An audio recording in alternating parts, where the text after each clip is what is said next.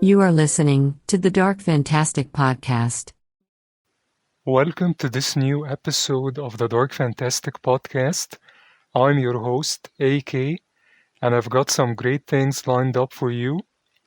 If you're a fan of blockbusters, comic books, and Ghostbusters, stay tuned as I have a great guest who's gonna talk about all this and more right after this.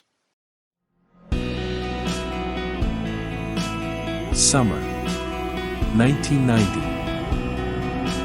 A teenage boy in trouble. An evil that only comes out at night. Only a straight-to VHS movie can save him. From A. Kale, the author of Beware the Night. Bad Dreams. A thrilling horror novel, now available on Amazon. Rated PG-13 for some thematic elements and mild violence.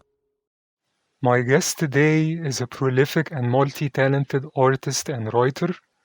He has done work for IDW Publishing, including his critically acclaimed work on the Ghostbusters line of comic books, and later the official Tobin's Spirit Guide.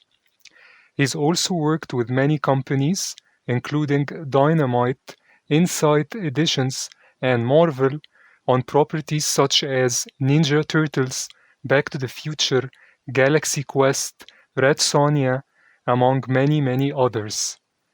He joins me on the show to talk about Ghostbusters, meeting a legend, his ear for dialogue, and, for artists, the importance of being a voracious reader. Please welcome Erik Burnham. Anyway, thank you very much for joining me on the show. Yeah, happy to. I'm a big fan of your work, and because I'm not, I've always been a casual fan of comic books, not like a diehard fan.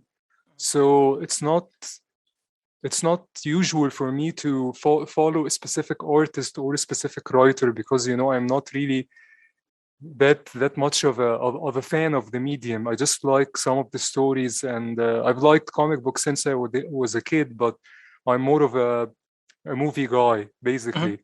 Sure. So that's why when I came upon your work and discovered your work across so many formats and adapting so many characters, I really loved your work, and the stories are always interesting. The way you deal with these like properties and famous iconic characters is a bit surprising, but we'll get to that later. Mm-hmm. I just want to start with something that fascinates me, which is how an artist fell in love with their work. So how did your fascination with the comic books start, both as a reader and as a writer? Well, as a reader, they were just always around.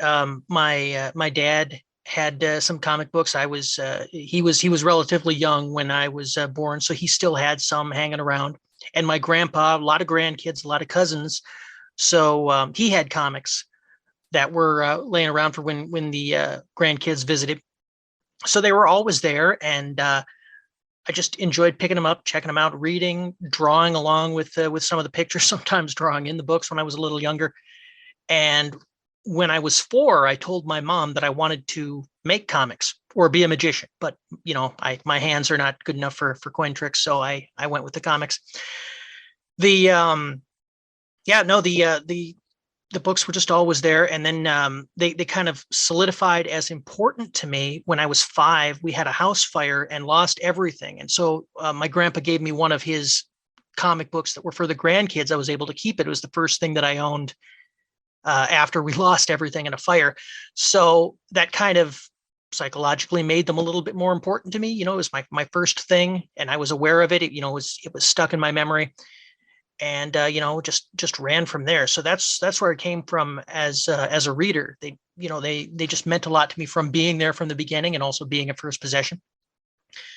As as a writer, I mean, I wrote a lot of different things before I got into comic books. I wrote prose. I did some, I guess it's technically fan fiction online, some original stories, and then some stories, about versions of other characters for fun, just to get out to an audience. I've written plays and short screenplays and all kinds of other stuff before I eventually came to comics. And what that happened was I was unemployed and talking with friends on the internet who were complaining about Marvel Comics and DC Comics not being as good as they used to be. And one of the folks in the chat that we were having said, well, if we could do better, why don't we put our money where our mouth is? And we did an anthology project together. And from that anthology project, I met some other people, and that got me in at IDW to start writing other stuff. And I just kind of tripped into a career writing for IDW, and then later Marvel and Dynamite and so on. So it was a bit of a lucky road.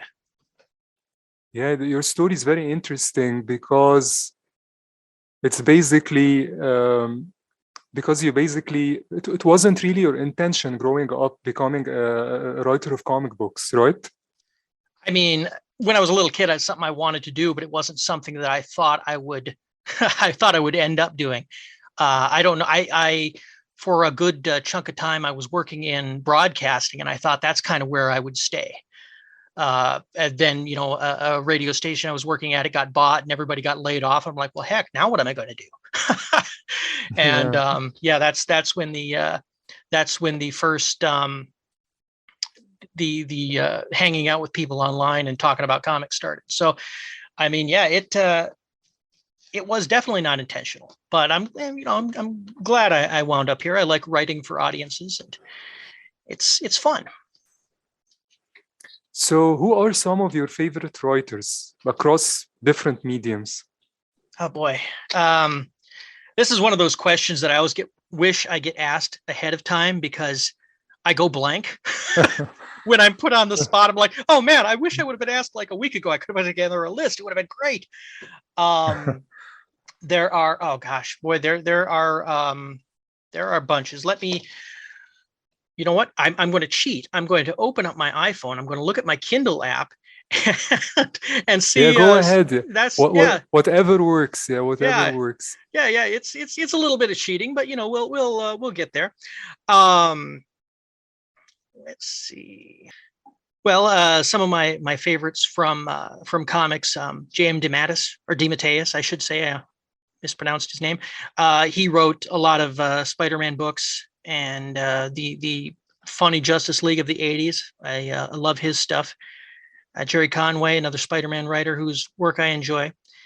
Oddly enough, I mean, it doesn't really seem like something that pops up into my work, but I really do. I got a book of the collected works of Shakespeare when I was a kid, so I enjoy the plays. Let's see, there is the Gregory McDonald's Fletch books. I enjoy those. He's got a good knack for dialogue, and boy, I mean, it's anybody I can find who has a good knack for dialogue. Elmore Leonard is another one whose work I enjoy a lot. That's the kind of stuff that I just lap up. So, and I should also add, there's a good chunk of cartoonists, comic strip artists that I love as well. And Charles Schultz and Bill Watterson from Peanuts and Calvin and Hobbes are at the top of the list. I was able to think of something after all. I feel so much better. Yeah. Actually, from interviewing different artists and writers, in different fields, I always find that the best artists in their fields, the influences that they have or their favorite writers are not just in their field, because when you read a lot of novels, for example, or short story writers, prose writers, basically, the best ones are usually the ones who, like you, they like, they read in their field of choice, which is they read a lot of books and short stories, but they also love movies and they also love plays. Oh, and that seems to maybe to broaden the horizon a little bit for the writer, and it makes the writer better. So you saying that you actually like crime novels, like those of the Fletch novels and Elmer Leonard, and liking Shakespeare, that actually makes a lot of sense to me, because what attracted me to your work, and the reason I reached out to you and wanted to talk to you, is the quality of your writing. I'm not saying that comic books in general are not known for their quality, because like Danny O'Neill and a lot of other writers, they have elevated, and Alan Moore and all these people, they have elevated the comic book form, and it has been going on for almost 100 years now, quality work. But there is a lot of, not very good books, let's put it this way. A lot of people just write comic books because it's easier to do. They are basically fanboys, especially people who emerged in the last 20 years. But there are people like you and as I said, Danny O'Neill and others, who actually treat comic books with respect. Maybe that's the way to put it, because the quality of the dialogue, of course, because it's the main thing in comic books, but also the quality of the prose in general, the descriptive prose and the storytelling is a bit elevated, which is again what attracted me to your work. And so it makes sense that you actually basically are a wide reader. Yeah, well, I mean, I didn't say it because I was just talking fiction, but another thing that I've really enjoyed is nonfiction. I read a lot of oral history books, and there's a science writer who's very funny called Mary Roach, and I love her work. But yeah, no, it's just, well, that's with any writer. I think the wider range of material you put in your head, the more ways you can break it down and recombine it into something new that hasn't been put out there. And a line from a movie that doesn't go anywhere in that movie, but it sparks an idea, and all of a sudden it's a whole new story. Or a description in a book that conjures up something else completely. There's a million different ways, and you're only going to find it if you consume as much as possible. Most of your work in comic books and in merchandising, like board games and trading cards, which is also something you dabbled in, focuses on creating new stories for characters from hugely popular franchises and properties like G.I. Joe, Back to the Future, Ninja Turtles, and of course, Ghostbusters. So how do you prepare for a project based on such iconic characters? What kind of research do you do? Well, I look for a story first, just a story idea. And in the case of the Ghostbusters, I had watched those two movies, but more than those two movies, I've watched, dozens of episodes of, all of the episodes of Saturday Night Live featuring those guys. I've watched so many of their movies that came out in the 70s and 80s. So their voices, to say nothing of interviews and such that they've done, so their voices are in my head, the cadences of speech. So if I come up with something amusing or interesting, a story nugget, their reactions, how they would react to that, tends to help build the story. With something like G.I. Joe, on the one that I was working on, the G.I. Joe I was working on is based on the 80s cartoon. So I watched a few episodes of that cartoon. I looked for the kind of stuff that would be appropriate. And in that case, they did a little bit of everything. They had Egyptian gods, and they had, cuddly little stuffed animals that turned into giant monsters, and they had, space and weather satellites and everything, so everything was permissible in G.I. Joe. Transformers, I mean, that was something that I watched a lot as a kid. So being familiar with it, with so many of the things that I worked on, was a big help. And I was lucky to be offered so many things I was already familiar with.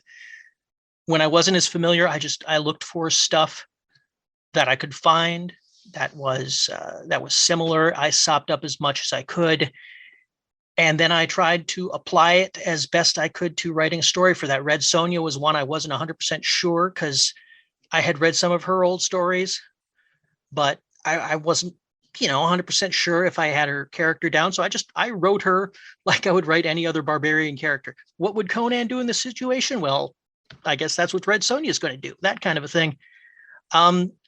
Just basically, like I was saying a couple of minutes ago, get as much information, as much other stuff as you can, and build something new from that. That's what I try to do with the stories. It's a little easier when there's a lot of TV shows or a lot of movies to draw from.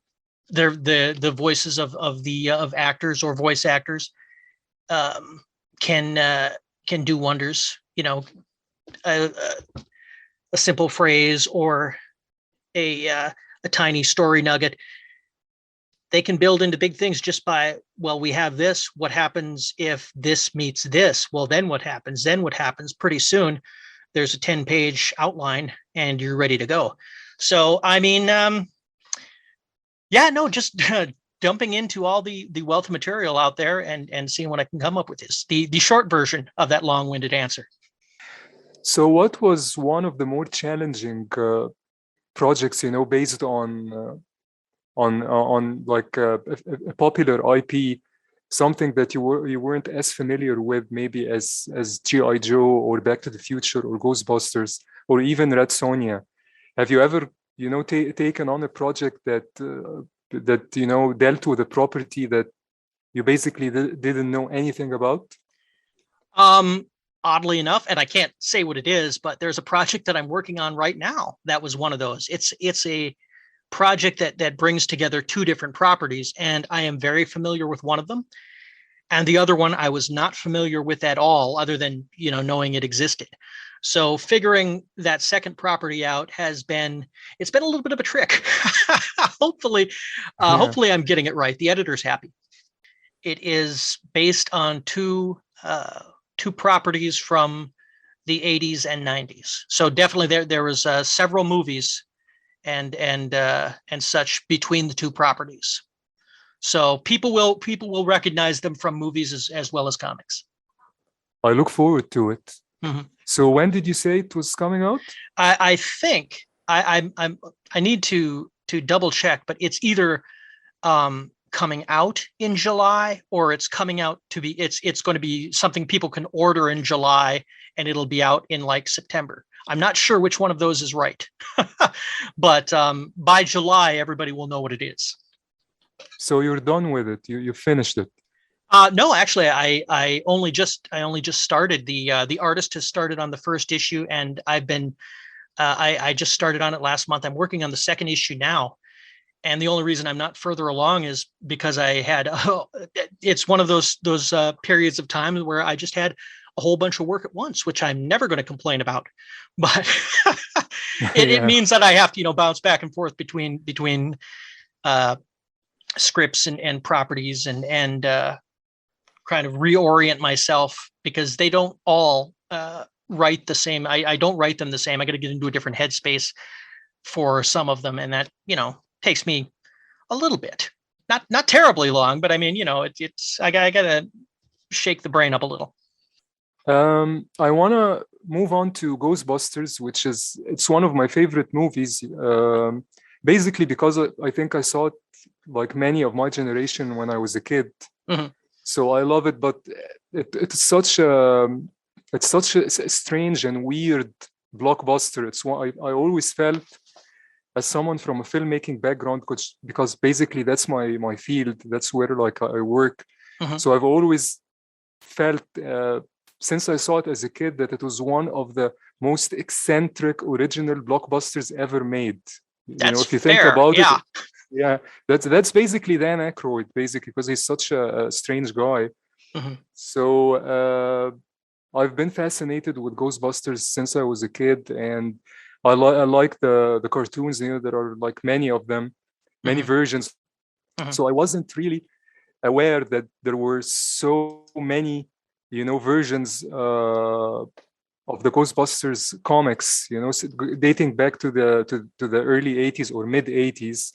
Mm-hmm. So when I came to choose, I just wanted to sample some of these comic books, because I wasn't really getting my Ghostbusters fix basically from any of the movies. I've seen the movies, of course. I see them maybe once a year or once every couple of years, but like all the the recent stuff hasn't been very satisfactory. Let's just put it this way. So I decided. So a friend recommended that maybe I should take a look at some of the comic books, and I went online and did some research, and your comic books were like very highly recommended as maybe they are the most loyal to the voices of the characters and the tone of the original movies. So I just tried one issue, the very first issue of the ongoing series, and I was just, I was laughing, I was, smiling, I was really enjoying the callbacks, and it's like it's a fun piece of work. It's smart and it's funny, and it's very loyal again to the tone. So I loved it, and I'm reading it still. I haven't finished all your writings on in that line, because I think there is the year one, and there is the Ghostbusters versus Transformers. There's like a lot of them, but I love them. So I wanted to ask you, how did you capture the characters' voices, so perfectly? You mentioned earlier that you were a fan, and of course you know the movies, and you watched like their work in on SNL. But again, how do you maintain that? How do you maintain the freshness of the stories and the dialogue, and and the storytelling basically, while keeping very true to the original voices? Well, it's part. It's like having a musical ear a little bit with cadences of speech. I've been good at that. It's one of the things that I'm better at as a writer. So hearing somebody with a very specific cadence of speech, if I can hear enough of it, I can mimic it. And it also helps that people reading it know the voices. So they can put it into their head and translate it and figure out how it should sound as well, for the same reason. They've seen all the movies and the interviews and the TV shows. So that's a big thing. As far as everything else, the characters are just, they're just so well drawn from the movies. It's very easy for me to see how they would react to a Ninja Turtle. Just look at him, go, huh. I mean, they fought a giant marshmallow man who was trying to destroy the world. Why would a Ninja Turtle or a Transformer phase them in any way? It wouldn't. Then you build from there. It's just I wish I could take more credit for it. It's just the characters are so alive to me. They're so well constructed that it's not hard to figure out how they would react when you throw something different in front of them. My job has mostly been figuring out what kind of things I can throw in front of the characters, and then from there it's easy enough to figure out how they would react. It sounds really pretentious when I put it that way. No, actually, it sounds, you make it sound simpler than it really is, I guess, actually. Yeah. Well, I mean, it's a weird thing to, I mean, I guess I could steal the line from Good Will Hunting. I could just play. It's a thing that my brain has gravitated to as something that's easy to do. It's definitely not the kind of thing that would be an asset in any kind of other job. So I'm glad that I find myself writing comics. So yeah. I guess it helps that you're a fan, I think. Oh yeah. Of the franchise and of the players as well. Oh yeah, absolutely. And it just, well, I mean, it can't hurt. It's, if you're not a fan, it just becomes a slog. If you don't like what you're writing, and everything takes longer, and you don't turn out a very good piece of work. So yeah, no, it's always a plus to be a fan. And again, luckily I've been a fan of just about everything I've gotten a chance to write. Yeah, and it shows. Did you ever get any feedback from the original creators of some of the properties you've worked on? So yeah, a few years ago at a Comic-Con, Ivan Reitman joined us for a panel at San Diego, and He hadn't read any of the comics up until the panel, but before he just did San Diego Comic-Con, he decided to read them, and he approved of the approach, and he thought that it sounded right, read right, and looked right. So we were very excited about that. Bob Gale on Back to the Future. He worked very closely with all the Back to the Future comics and was intimately involved with approving or coming up with different ideas. The only time that was ever a problem, and I'm not saying he was wrong because he was right, I just wished he would have said something sooner, was I was adapting the Citizen Brown comic book, based on the Telltale video game, and I'd gotten 2.5 hours worth of cinematics, a lot of exposition into 24 pages of comics. And he said, "This is good, but we don't have to do exactly what the video game did. We can go other places and expand the scope a little bit. So we should do that." And I had to write the script all the way over. By the way, it was better, the rewrite. He was right. But again, I just wish he would have told me before I had started. Yeah. But yeah, and then on Ninja Turtles, Kevin Eastman works with IDW on the books, so he was there with his thoughts when they were needed, and encouragement. So those properties, those were the ones where I dealt with some of the folks who were there at the very beginning and were creating the IP from the ground up. So I was just gratified that they didn't hate what I was doing, and in some cases, I should say, really enjoyed it. Yeah. So I'm sure when you get feedback like that, I'm sure it's just the cherry on top, basically. Yeah, it is. It really is. It's always nice. I mean, I'm paid and done and finished before the book hits the stands. So I mean, somebody hating it doesn't mean that I don't get my money. But it is, like I said, it is gratifying when fans, and to say nothing of the creators, but the readers enjoy the product. So I mean, yeah, it's a big part of why a lot of people write, and I'm not alone in that, is to get a positive reaction from the audience. So is there a format that you haven't tackled yet that you'd like to try out? Well, honestly, I've done prose, I've done comics, I've done, short little plays as far back as high school. I really would like to do something longer than a short film.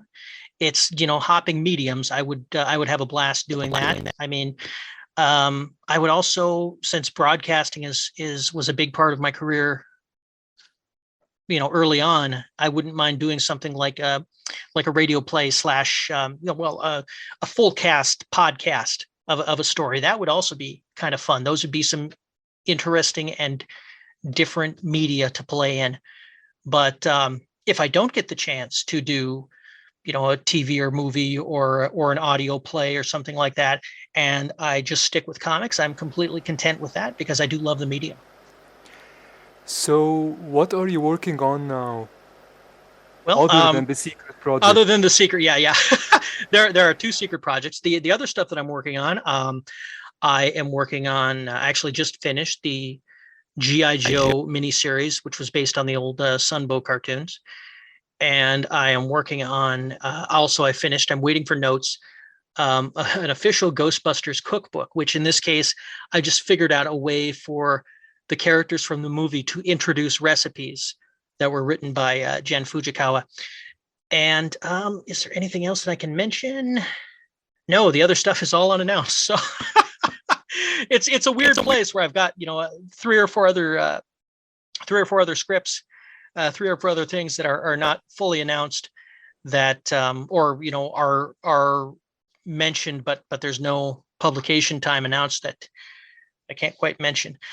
So actually, no, that's not true. I don't have a publication date, but I am in the middle of the Alien Samurai Dinosaur Warriors, which is an original property that I was brought on to do the script for, and that's fun. But I don't know when that's going to be coming out and be available for people to read. So I'm waiting to hear that. But yeah, so the big things that are on the shelves, G.I. Joe, Transformers Beast Wars which will be ending in a few issues. And I finished up my run on that. G.I. Joe, Transformers, and then the Ghostbusters cookbook, and then a couple of secret projects. That's what I'm keeping busy with. So I always like to ask that question of all my guests, especially creators. Which of your books would you recommend to someone who has never read your work before, to give them a taste of your style and get them hooked? Wow. Yeah. I guess it depends on the specific reader. If it was somebody who was, coming from it as, they're not into comics, well, I comic specific, I would probably suggest either the Ghostbusters or the Citizen Brown, the one of the Ghostbusters trades, probably the first trade right out the gate. It's an easy buy-in. It doesn't have, the weight of other stories on it. Citizen Brown, Back to the Future, real easy. If they liked, if they were superhero fans, I might suggest, I did an all ages Spider-Man story for IDW called Marvel Action Spider-Man.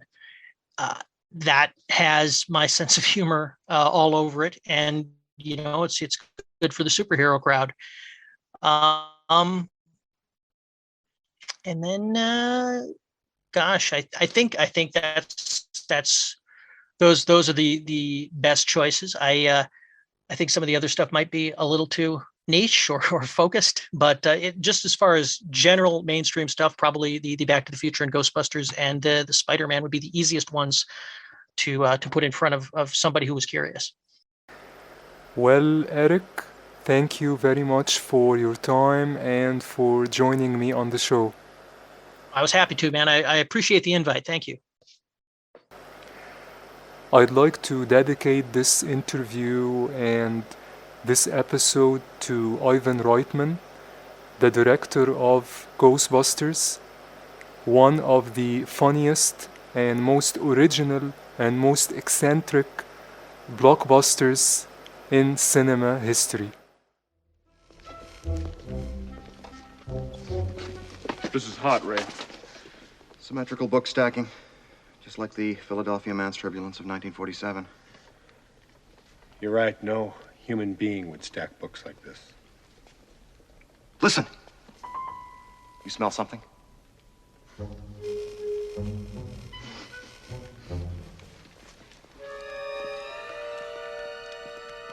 Talk about telekinetic activity. Look at this mess. Raymond, look at this. Ectoplasmic residue. Bankman, get a sample of this. It's the real thing. When somebody blows their nose and you want to keep it. I'd like to analyze it. There's more over here. I'm getting stronger readings here. Whoa. Oh. Oh. Ah. This way. Come on. Oh.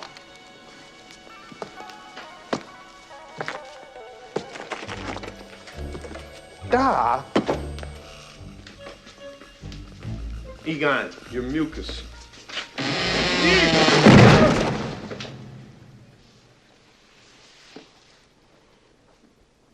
This happened to you before? Oh, first time?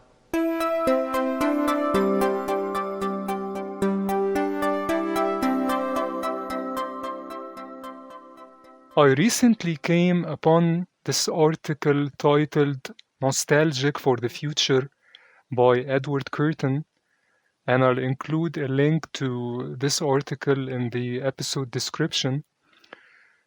I'm mentioning the article because the idea of nostalgia has always been a somewhat controversial idea, because some people think that striving for nostalgia is a kind of silly romanticism and a type of conservatism that is not conducive to good ideas, and others think that nostalgia is something that's basically nice, that it makes people feel good, that it is a kind of balm in troubled times, and that people, when they are suffering or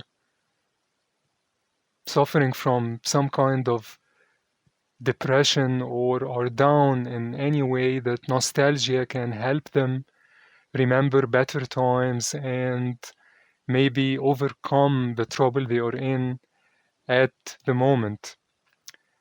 I'm gonna read a couple of passages from this article, Nostalgic for the Future by Edward Curtin, and I quote, "For many people, and this is the prevalent understanding of nostalgia as an exclusively negative way of thinking, embittered nostalgia is their way of denying the present and the future, often by the fictitious creation of the good old days, when everything was supposedly so much better. But nostalgia can also be an impetus to create a better future, a reminder that good aspects of what has been lost need to be regained to change the course of the present's future trajectory." End quote. Here, Edward Curtin just basically sums up the whole debate around nostalgia, and throughout the article, and it is a somewhat lengthy piece, he makes a very good case for nostalgia because, as I mentioned just a few minutes ago, nostalgia has become under attack more and more recently, I think, because a lot of people associate it with a specific political faction or a specific ideology. Again, they basically associate nostalgia with conservatives and conservatism in general, which is, I think, a wrong idea. Firstly, because being a conservative in itself is not some sort of, something that you should be ashamed of. It's not a defect in someone's personality to be politically conservative, because being a conservative, again, depends on what that person means by being a conservative and what kind of ideas he or she are trying to conserve. So just the de facto argument of associating nostalgia with conservatism in itself is not sufficient to give nostalgia a bad name. Nostalgia, I do understand, can actually be detrimental to progress, because holding on to the past too much, holding on to dated ideas that have proven to be ineffectual or harmful in any way, is not a good thing. So if that's what someone means by nostalgia, then yes, nostalgia in that sense is not productive or is not a positive thing. But like Curtin says in this article, nostalgia can also mean that you want to create a better future, you want to build a better future by reminding yourself of those good aspects that have been lost and that you have experienced maybe as a child or as a younger person, or in books that talk about an age that you actually never lived through. So learning from these ideas, concepts, thinkers who represent some aspects of the past can actually be a very positive, productive, and progressive way of thinking, because you are using ideas from the past, or you are using the best of the past to progress to a better future and to build new ideas. So that in itself is progressivism of a sort. So nostalgia can be harmful, but like Curtin says in his article, Nostalgic for the Future, and like I personally believe, nostalgia can actually be a very positive thing. It can actually be an aid psychologically because, again, when you're down, when you are living through tough, manic times, times that are drowned in bad ideas, that are drowned in heated arguments that aren't leading anywhere, or arguments that are not based on good thinking or free thinking or common sense or logic, your escape can be in remembering better times, times that have proven to be good, that you experienced yourself or you experienced through other people's experiences in books or texts or movies or whatever medium. And through this escape to a positive place, to a place that fills you with a kind of positivity and joy, you can actually build and come out of that darkness and persevere and try to make the present and the future a better place.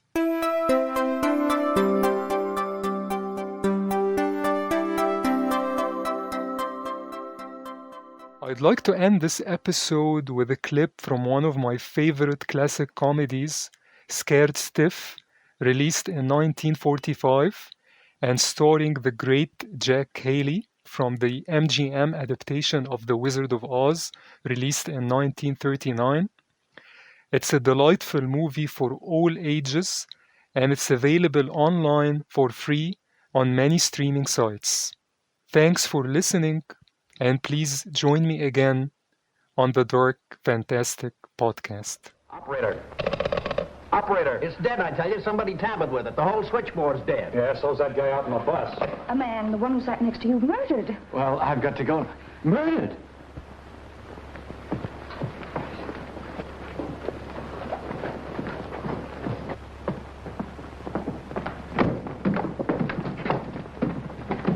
He's gone. Somebody swiped the corpse. That's him. That's the guy who was sitting next to the body. Now, wait a minute, please. I was playing chess. That settles it. That stiff had a chessman clutched in his hand. I know it, You were sitting right next to him, so you better tell us what really happened. The sheriff will be here any minute, and we don't want to be involved. Like I've been telling you right along, I was playing chess with an Eskimo. Eskimo? What's his name? Utuyak. Spelled sideways, it's still phony. I know he's telling the truth. Miss Warren saw the Eskimo. No, she didn't either. He was... Oh. Very interesting, isn't it, Professor? Very. Are you getting frightened, Mr. Elliot? Why should he be frightened? Yeah, why should I be frightened? Someone in this room is a murderer. No telling who may be next on his list. It should be fascinating studying your reactions. Reactions to what? Fear. Fear stimuli. All right, Oliver. We don't need any stimuli from you. The bus driver's gone for the sheriff. He'll be here soon. In the meantime, everybody go to your room. And stay there. Here, you. You go to the room we gave you. Look, I've got to get to Grape City. Still frightened, huh, Mr. Elliot? And if I don't get there tonight, I'll lose my job. Where you're going, you won't need any job. Where I'm going, I won't need... Will you get out of here? Come on, Larry.